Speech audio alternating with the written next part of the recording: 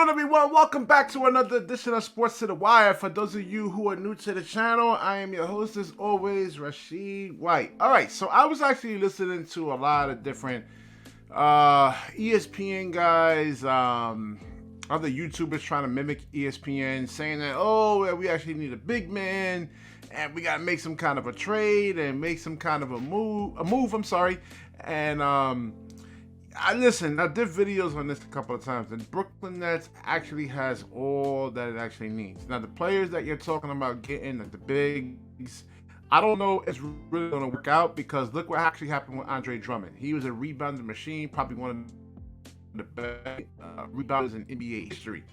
And like I said, with the players, now regular season, a lot of these guys they do work. But when it kind of comes to the playoffs,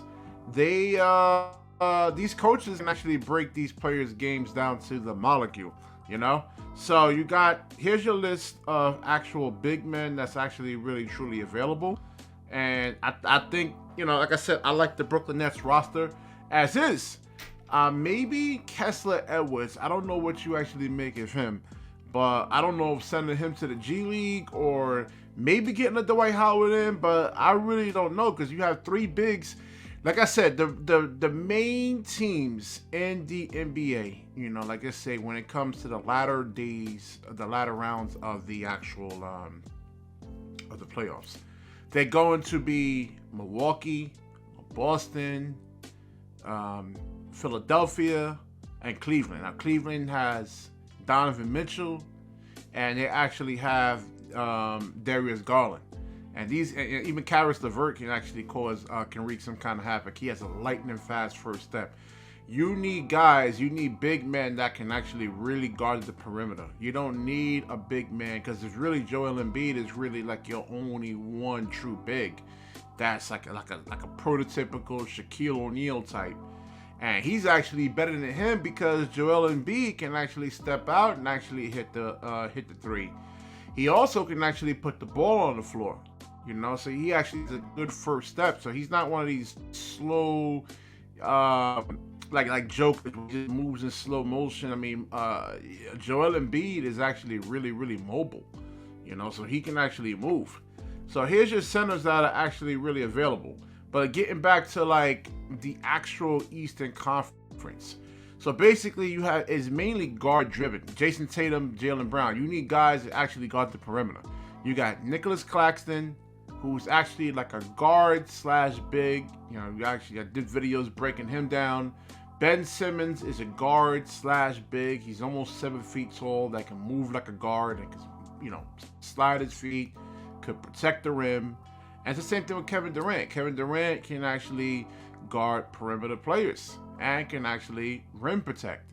They got three bigs in a sense, though, where they can actually protect the rim and guard the perimeter. We've seen Andre Drummond. I don't want to get demonetized or anything like that, but I can show you Andre Drummond when he was with Detroit, and he kept getting switched on to Ja Morant, and Ja Morant for like almost 10 straight possessions just kept burning him. No, this is when he was on Philadelphia. Drummond was on Philadelphia, and he kept burning him, and it was like 10 or 11 straight possessions where Drummond got switched on to him. And now Drummond at the last second blocked Ja Morant's shot, and was actually able to secure the victory. But I'm trying to see on this list who actually really truly makes sense. Maybe Derrick Favors, Dwight Howard. Now the Denver Nuggets are actually in first place right now, so they could potentially actually make it to the NBA Finals.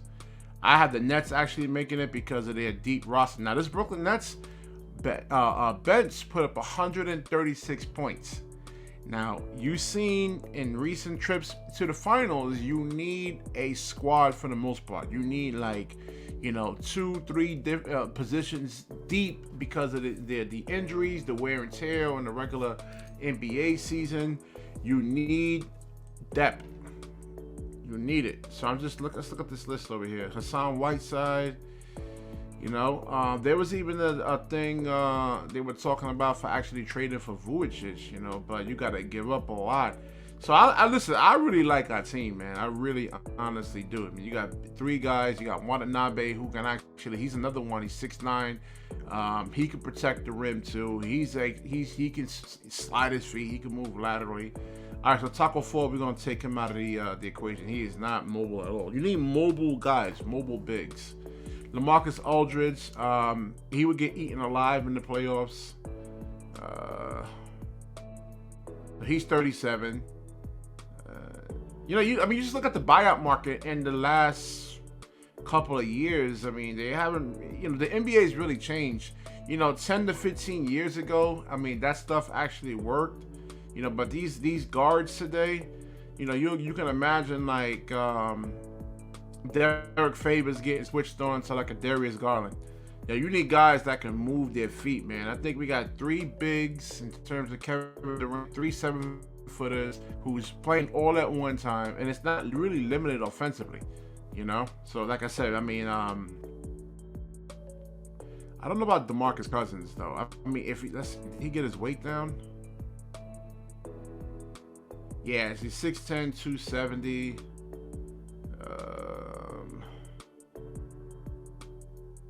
Let's see, what was his defensive rating? This is 2021. So he averaged 8.9 points a game with Denver.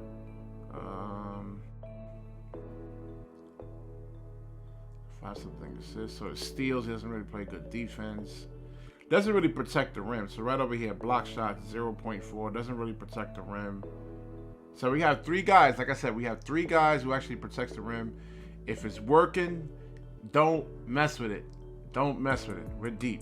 Only thing I could probably say is probably Cam Thomas. I mean, he can probably be an issue because I think he would want an actual bigger role for himself. He probably sees himself as actually more.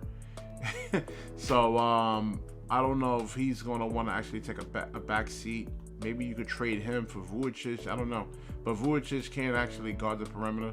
So like I said, man, I'm going to repeat myself. We got 3 bigs that can actually... Let me know what you actually think in the comment section.